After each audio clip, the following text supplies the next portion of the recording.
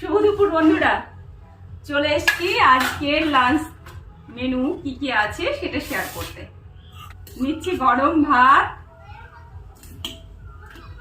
মাথা গরম পড়ে গেছে, তার সাথে আবার গরম ভাত বলছি, তাই না? কিন্তু ভাতটা তো গরমই, ঠান্ডা করে খেতে হবে। অসহ্য গরম, সবাই কিন্তু খুব সাবধানে থেকো।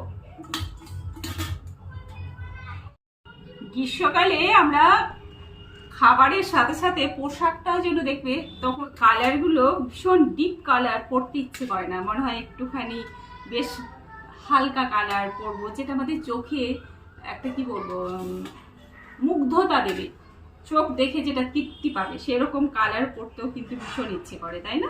অল্প করে স্যালাড দিচ্ছি। প্রথমে পেঁয়াজ নিয়ে নিচ্ছি 2 পিস করে,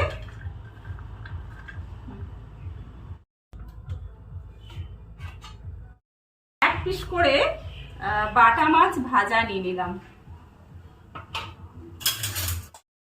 আজকে রান্না করেছি আমার ছেলে ভীষণ পছন্দের একটা সবজি, যেটা হচ্ছে ঢ্যাঁড়স। ঢ্যাঁড়স খেতে আমার ছেলে ভীষণ ভালোবাসে। দেখছি কেমন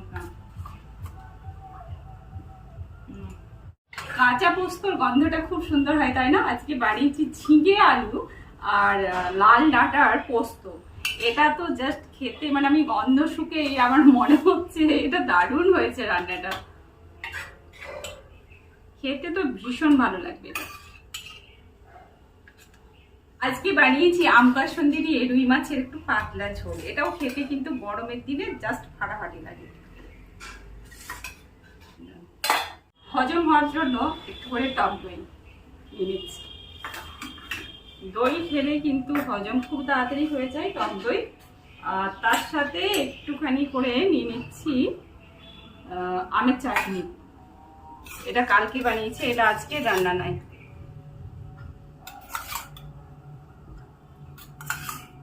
আজকের মেনু এটাই ছিল।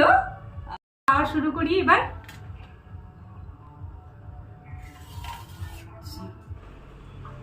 আজকে বললাম না ঝিঙে পোস্তটা দারুণ গন্ধ বেরোচ্ছে, সেটা দিয়েই শুরু করলাম।